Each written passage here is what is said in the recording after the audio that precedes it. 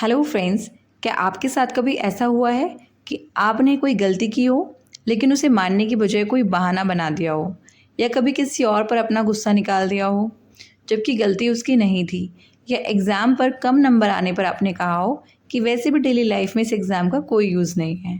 सोचिए, हम ऐसा क्यों करते हैं? असल में जब व्यक्ति को स्ट्रेस, फेलियर या गिल्ट और एंग्जाइटी फील होती है तो उसका मन स्वयं को इन नेगेटिव फीलिंग से बचाने की कोशिश करता है, और इसके बचाव में वो अनकॉन्शियसली, अनजाने में कुछ मानसिक प्रक्रियाएं करता है जिन्हें हम डिफेंस मैकेनिज्म कहते हैं। ये हमें अस्थायी रूप से मानसिक तनाव से बचाती हैं, लेकिन अगर इनका ज़्यादा उपयोग किया जाए तो ये हमारी पर्सनालिटी पर नेगेटिव इफेक्ट भी डालती हैं।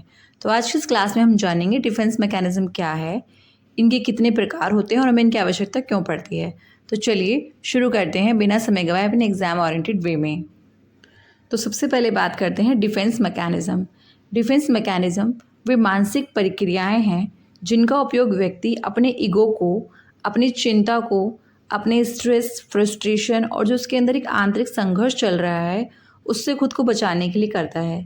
इसका उद्देश्य होता है वो अपनी मानसिक सुरक्षा करना चाहता है ताकि वो ज़्यादा स्ट्रेस लिए बिना अपने जीवन में संतुलन बनाए रखे।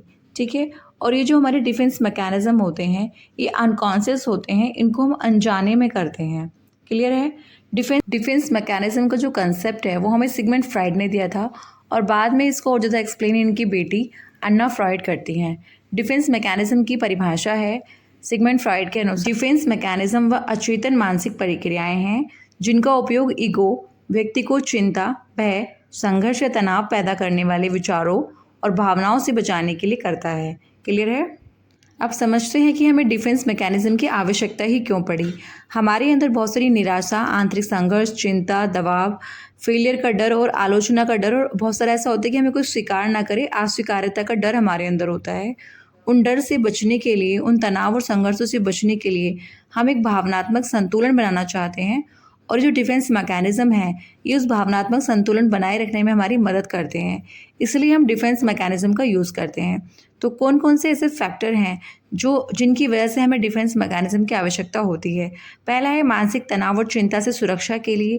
सेकंड है भावनात्मक संतुलन बनाए रखने के लिए। फिर है अपने आप को सामाजिक रूप से अनुकूल बनाने के लिए।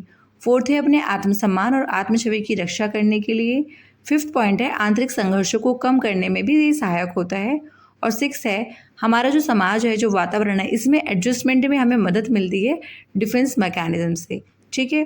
तो डिफेंस मैकेनिज्म जो है वो व्यक्ति को मानसिक आघातों से बचाकर एक स्वस्थ, संतुलित और सफल जीवन जीने में हेल्प करता है। अब नज़र डालते हैं डिफेंस मैकेनिज्म की विशेषताओं पर। इनकी क्या विशेषताएं होती हैं, क्या खासियत होती हैं? तो फर्स्ट है कि व्यक्ति को मानसिक तनाव से, चिंता और डर से बचाता है। सेकंड पॉइंट है ये अवचेतन स्तर पर कार्य करता है, व्यक्ति को इसकी जानकारी नहीं होती। तीसरा है ये हमें एक अस्थायी राहत प्रदान करता है, स्थायी राहत प्रदान नहीं होती, अस्थायी राहत प्रदान करता है जिससे व्यक्ति का मानसिक संतुलन बना रहता है। फोर्थ पॉइंट है हमारी सेल्फ इमेज को, हमारे सेल्फ रिस्पेक्ट की भी रक्षा करता है, और सीखने और व्यवहार में सुधार की प्रक्रिया में ये कई बार बाधा बन सकता है, क्योंकि जब हम बहुत ज़्यादा सेल्फ डिफेंस यूज़ करने लगते हैं, डिफेंस मैकेनिज्म यूज़ करने लगते हैं, तो ये हमारी आदत बन जाती है और हम झूठ बोलने लगते हैं, जिससे हमारी पर्सनैलिटी भी इफेक्टिव होती है। अब देखते हैं कि हम कौन कौन से डिफेंस मैकेनिज्म अपनी लाइफ में यूज़ करते हैं, यानी कि डिफेंस मैकेनिज्म कितने प्रकार के होते हैं। यहाँ पर 12 हैं डिफेंस मैकेनिज्म, इससे भी ज़्यादा होते हैं। तो फर्स्ट है आपका repression, suppression, rationalization, projection, displacement, regression, denial, sublimation, compensation, identification, fantasy and reaction formation. अब हम इनको वन बाय वन समझते हैं। दमन क्या होता है? जब कोई व्यक्ति अपनी किसी दुखद या डरावनी घटना को, जो वो उस समय सहन नहीं कर पा रहा था, उस घटना को मन से निकाल देता है और जीवन में आगे बढ़ने की सोचता है। ठीक है। ये जो है ये अनकॉन्शियस माइंड के थ्रू होता है, वो इस घटना को अनकॉन्शियसली अपने माइंड में दबा देता है और ये घटना उसके अनकॉन्शियस माइंड में चली जाती है। फॉर एग्जाम्पल, एक बच्चा सड़क दुर्घटना में अपने किसी व्यक्ति को घायल होते हुए देखता है और ये घटना उसे बहुत दर्दनाक लगती है, इसलिए उसका मन उसे भूल जाता है, लेकिन वह स्मृति उसके अवचेतन मन में हमेशा बनी रहती है। तो यानी कि व्यक्ति भूलता नहीं है, लेकिन उस दर्द से बचने के लिए वो उसको भुला देता है। ठीक है। तो ये था हमारा रिप्रेशन। यानी कि सचेत दमन। सचेत दमन का मतलब है यहाँ पर हम कॉन्शियसली इसको हम करते हैं, हम आप जान के इसको ऐसा करते हैं, ये अपने आप नहीं होता। जब किसी कोई दुखद घटना होती है आप पर या परेशान करने वाली कोई घटना हमारे साथ होती है, फॉर एग्ज़ाम्पल मैं एग्ज़ाम में फ़ेल हो गई, तो मैं पढ़ाई करते समय इस चीज़ को दिमाग से निकालना चाहूँगी कि मैं फ़ेल हो गई और मैं आगे के लिए फ़ोकस करूँगी। अगर मैं यही बात लेके बैठी रहूँगी कि मैं फ़ेल हो गई, तो मैं उस टेंशन में पढ़ ही नहीं पाऊँगी, ठीक है? तो इस चीज़ को हम अपने दिमाग से खुद से निकालते हैं, सचेत होकर के निकालते हैं। मान लीजिए एक बच्चे का बहुत गंदा रिज़ल्ट आया है, वह सोचता है इस बारे में सोचकर मेरा मन ख़राब होगा, इससे अच्छा है कि मैं अपने आगे की पढ़ाई पर ध्यान लगाता हूँ, तो वो जानबूझकर इस घटना को मन से निकाल देता है, ठीक है? तो ये जो हमारा सप्रेशन है और रिप्रेशन है, इन दोनों में बस यही अंतर है कि सप्रेशन को जानबूझ कर के किया जा रहा है और रिप्रेशन टाइम टू टाइम अपने आप ही हो जाता है। नेक्स्ट है हमारा युक्तिकरण, रैशनलाइजेशन। जब हमें कोई असफलता मिलती है, हमारी गलती होती है, तो हम उसको स्वीकारते नहीं हैं, उसकी बजाय हम कोई ऐसा तर्क, ऐसा उचित कारण ढूँढते हैं जिससे हमारा मन संतुष्ट हो जाए और हम दूसरों को भी संतुष्ट कर पाएँ, ठीक है? इसी को हम बोलते हैं रैशनलाइजेशन। फॉर एग्ज़ाम्पल एक बच्चा क्लास में फ़ेल हो गया है, लेकिन वह कहता है कि परीक्षा ही बहुत कठिन थी और टीचर ने भी ठीक से नहीं पढ़ाया था। इस प्रकार वह अपनी सफलता को जो है, उसका कोई बाहरी कारण ढूँढ लेता है और उससे अपने आप को बचा लेता है, तर्कसंगत कारण ढूँढ के खुद को बचा लेता है। इसको हम बोलते हैं रैशनलाइजेशन। फोर्थ है हमारा प्रोजेक्शन। जब व्यक्ति अपनी किसी अवांछित भावना को, अपने गुस्से को, अपने किसी थॉट को स्वीकार नहीं कर पाता, तो वह इसे दूसरों पर आरोपित कर देता है। जैसे कि वही भावना, विचार या दोष वो दूसरों पर लगा देता है। कोई कहे कि तुम चोर हो, तो वो कहेगा तुम भी तो चोर हो, मैंने तुम्हें चोरी करते हुए देखा था। यानी कि जिस चीज़ का आरोप उस पर लगाया जा रहा है, वो वही अवांछित भावना दूसरों पर भी थोप देता है, ठीक है? यहाँ पर एक छात्र परीक्षा की नकल करता है, लेकिन वह अपनी इस गलती को स्वीकार नहीं करता और अपने दोस्त पर आरोप लगाता है कि वह नकल करता है। ये दोष वो अपनी नकल करने की आदत है, वो खुद को नहीं स्वीकार कर रहा बल्कि दूसरों पर भी उसी आरोप को लगा रहा है। तो ये है हमारा प्रोजेक्शन, दूसरों पे कोई चीज़ थोप देना, कोई आरोप लगा देना, ठीक है? नेक्स्ट है विस्थापन, डिप्लेसमेंट। जो व्यक्ति अपने गुस्से, भय या तनाव को उस व्यक्ति या वस्तु पर निकालता है जो उसका असली कारण नहीं है, बल्कि वो उससे कमज़ोर है, तो वो उस पर अपना गुस्सा निकाल देता है। इसे बोलते हैं विस्थापन या डिप्लेसमेंट। जैसे कि बच्चे को स्कूल में टीचर ने डाँट दिया, अब बच्चा घर आया, वो घर आते ही लंच बॉक्स फेंक के मारता है, बेड की बेडशीट उतार के फेंक देता है और मम्मी पर गुस्सा करता है या छोटे भाई-बहन पर गुस्सा निकालता है, ठीक है? असल में उसका दिमाग खराब टीचर की वजह से है, पर वहाँ तो वो कुछ नहीं कर सकता, तो वो इस गुस्से को अपने घर पर आकर पेरेंट्स पर या फिर अपने सिबलिंग्स पर निकालता है। क्लियर है? नेक्स्ट है हमारा प्रतिगमन, रिग्रेशन। जो व्यक्ति किसी तनाव, चिंता या समस्या का सामना नहीं कर पाता, तो वो अपनी मानसिक आयु से पीछे की ओर लौट जाता है। अगर वो 10 साल का है तो 5 साल जैसा, 3 साल जैसा बिहेव करने लगता है। कोई बड़ा है तो बच्चों जैसा बिहेव करने लगता है और बचपन में जाने वाला व्यवहार करने लगता है। इसे हम कहते हैं प्रतिगमन, यानी कि उल्टा चलना, रिग्रेशन, ठीक है? इसका एग्जाम्पल है, एक बच्चा बार-बार एग्ज़ाम में फ़ेल हो रहा है, असफल हो रहा है, तो अब वो रोने लगा और ज़िद करने लगा कि माँ की गोद में जाकर बैठता है। जबकि पहले ऐसा नहीं करता था, बच्चा बड़ा हो गया है, पर उसे कुछ इतना ज़्यादा सपोर्ट चाहिए कि वो बच्चों जैसा बिहेव कर रहा है, रो रहा है, उल्टा होकर लेट गया है, ज़ोर-ज़ोर से रो रहा है, ठीक है? तो यहाँ पर क्या है, ये प्रतिगमन का एग्जाम्पल है और फिर वो माँ की गोद में जाकर लेट जाता है, एकदम बच्चों की तरह बिहेव करने लगता है। नेक्स्ट है रिएक्शन फॉर्मेशन। रिएक्शन फॉर्मेशन का मतलब होता है कि जो हमारे मन में है, उसको हमारा जो समाज है वो स्वीकारेगा नहीं, नेगेटिव बताएगा और समाज उस थॉट को नहीं स्वीकारेगा, ठीक है?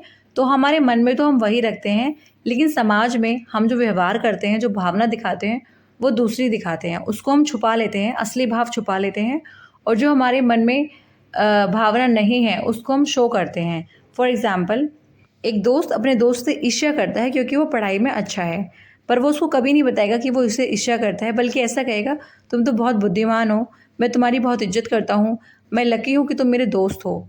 वो इस तरह की बातें करेगा, पर जो रियल भावनाएं हैं उनको वो छुपा लेगा। तो इससे हम बोलते हैं रिएक्शन फॉर्मेशन, ठीक है? नेक्स्ट है सब्लिमेशन।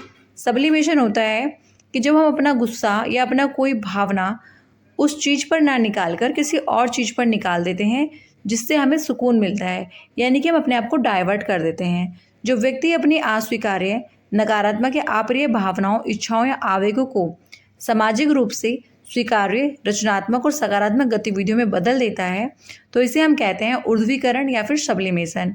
जैसे कि एक बच्चा बहुत ज़्यादा गुस्सा है, अब वो अपने गुस्से को शांत करने के लिए घर से बैट बॉल उठाकर निकलता है और पार्क में जाकर दोस्तों के साथ बैट बॉल खेल करके आता है। तो जो उसका गुस्सा वाला बिहेव था, उसे समाज में अस्वीकार्य था, लेकिन अब जो वो खेल रहा है, अपने मन को शांत कर रहा है, वो समाज में स्वीकार्य है। तो जो सब्लिमेशन है वो हमारे नेगेटिव फीलिंग्स को, हमारे आवेगों को एक पॉजिटिव और एक क्रिएटिव वे में चेंज कर देती है। ठीक है। नेक्स्ट है कॉम्पेंसेशन, क्षतिपूर्ति। जब किसी व्यक्ति में किसी कमी, दुर्बलता, शारीरिक दोष या असफलता की भावना होती है तो वह उस कमी की भरपाई किसी अन्य क्षेत्र में अधिक प्रयास करके करता है। इसे कहते हैं क्षतिपूर्ति। जैसे ही कोई बच्चा चलने फिरने में असमर्थ है लेकिन वह पढ़ाई में इतनी मेहनत करता है या किसी जो काम बैठे बैठे किया सकता है, किसी ऐसी स्किल में इतनी महारत हासिल कर लेता है कि अब उसकी जो शारीरिक कमी है उसकी भरपाई हो गई, वो उस पर कोई फोकस नहीं करता, सबका फोकस उसकी इंटेलिजेंस पर, उसकी स्किल की महारती पर होता है। ठीक है। तो ये प्रक्रिया व्यक्ति को अपनी हीन भावना से निकाल देती है। जो उसकी हीन भावना है, जो कमी की पूर्ति है, वो किसी अन्य फील्ड में खूब मेहनत करके खुद से कर लेता है। नेक्स्ट है तर्क संगतिकरण, रैशनलाइजेशन। इसको हम पहले कर चुके हैं तो इसको स्किप करते हैं अभी। नेक्स्ट पॉइंट है स्थानांतरण यानी कि डिस्प्लेसमेंट। जब किसी व्यक्ति की भावना या क्रोध उस वास्तविक व्यक्ति या वस्तु पर व्यक्त नहीं हो पाती जिस कारण उसका वो भावनाएं उत्पन्न हुई हैं, तो वह किसी अन्य व्यक्ति या वस्तु पर इनको व्यक्त कर देता है, अपने उस गुस्से को किसी अन्य वस्तु पर निकाल देता है। इसे हम कहते हैं डिस्प्लेसमेंट। जैसे कि पापा ने किसी बच्चे को डांटा, अब बच्चा गुस्सा है तो अपने छोटे भाई की जाकर पिटाई कर देता है। ठीक है। मान लीजिए एक छात्र को शिक्षक द्वारा सबके सामने डांट दिया गया, वह उस समय तो कुछ नहीं कह पाया लेकिन घर जाकर उसने छोटे भाई से बिना कारण झगड़ा कर लिया। इसे हम कहते हैं डिस्प्लेसमेंट। ये प्रक्रिया व्यक्ति को वह भाव किसी अन्य व्यक्ति या वस्तु पर व्यक्त करने के लिए प्रेरित करती है और जब वास्तविक कारण पर भाव व्यक्त करना संभव नहीं होता, टीचर को तो वो कुछ नहीं कह सकता था, इसलिए वो अपने छोटे भाई को ही पीट देता है। क्लियर है। नेक्स्ट है आइडेंटिफिकेशन, आत्मसातकरण। इसका मतलब है कि व्यक्ति किसी आदर्श व्यक्ति से या किसी आदर्श समूह से प्रेरित हो जाता है और वो उनके गुणों को खुद में समाने की कोशिश करता है, उनके जैसा बनने का प्रयास करता है, वो वैसा ही बनने की इच्छा रखता है। ठीक है। तो यहाँ पर एक एग्जाम्पल है कि डॉक्टर APJ अब्दुल कलाम से प्रेरित होकर एक बच्चा उनके सरल जीवन, उनकी मेहनत, अनुशासन और देश सेवा को अपनाना चाहता है, उनकी तरह बनना चाहता है, उनके आदर्शों को अपने जीवन में लागू करना चाहता है। तो इसे हम कहते हैं आत्मसातकरण यानी कि आइडेंटिफिकेशन। जो दूसरों की आइडेंटिटी है उसको हम अपनी आइडेंटिटी बनाना चाहते हैं, उनके गुणों को हम अपनाकर उनके जैसा बनना चाहते हैं। तो ये जो प्रक्रिया है व्यक्ति को किसी आदर्श व्यक्ति या किसी आदर्श समूह के गुणों को अपनाने में, उनको अपनाने के लिए प्रेरित करती है। ठीक है। नेक्स्ट मैकेनिज्म है फैंटेसी यानी कि दिवा सपन। जब कोई व्यक्ति अपनी इच्छाओं, आकांक्षाओं को पूरा नहीं कर पाता, उसकी चाहतें हैं वो अधूरी रह जाती हैं, तो वो एक ऐसी काल्पनिक दुनिया बनाता है जो वास्तविकता से बिल्कुल अलग है।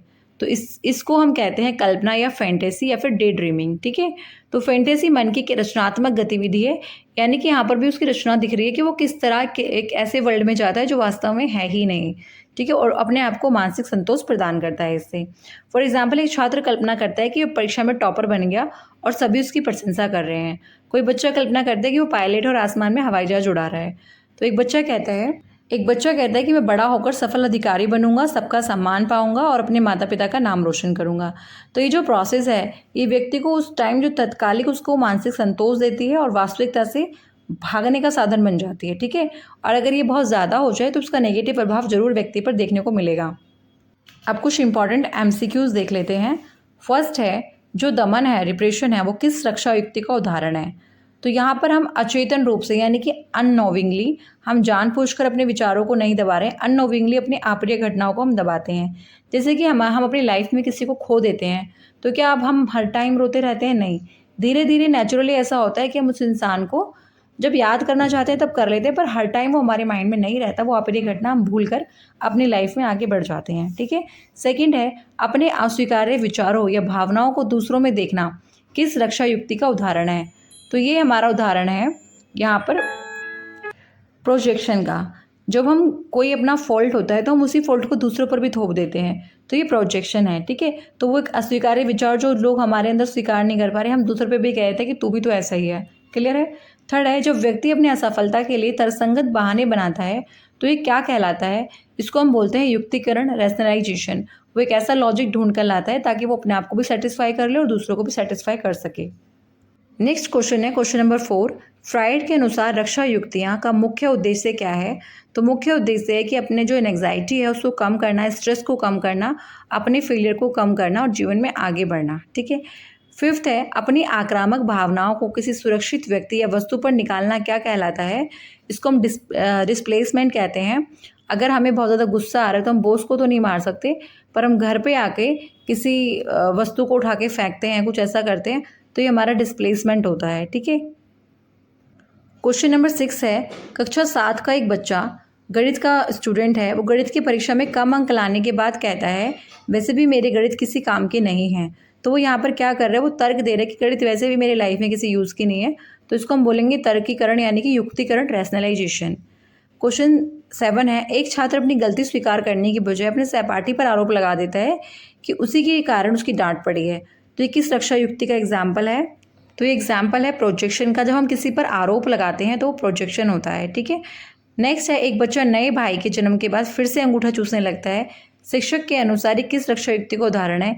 ये है रिग्रेशन, प्रतिगमन। वो वापस से बच्चों जैसा व्यवहार करने लगा। फोर्थ है, एक छात्र विद्यालय में शिक्षक की डांट खाने के बाद घर जाकर अपने छोटे भाई पर गुस्सा निकाल देता है। ये किस रक्षा युक्ति का उदाहरण है? यहाँ पर फिर से बच्चे ने डिप्लेसमेंट किया है। ठीक है, डिप्लेसमेंट का उदाहरण है। नेक्स्ट है, एक छात्र खेल में कमजोर है लेकिन पढ़ाई में उत्कृष्ट प्रदर्शन करके अपनी कमी की भरपाई करता है। तो ये कौन सी डिफेंस मैकेनिज्म है? ये उसकी कॉम्पनसेशन है, क्षतिपूर्ति। अगर वो एक फील्ड में कम है तो वो दूसरे फील्ड में इतना हार्डवर्क करता है कि वहाँ पर वो अपना नाम रोशन कर लेता है। ठीक है, उसकी क्षति की पूर्ति कर लेता है, तो इसे हम बोलते हैं कॉम्पनसेशन। फ्रेंड्स, अगर आपको वीडियोस पसंद आ रहे हैं, कंसेप्ट क्लियर हो रहा है, तो प्लीज़ चैनल को सब्सक्राइब करें, वीडियो को लाइक करें एंड थैंक्स फॉर वॉचिंग। मिलते हैं नेक्स्ट वीडियो में। Bye bye.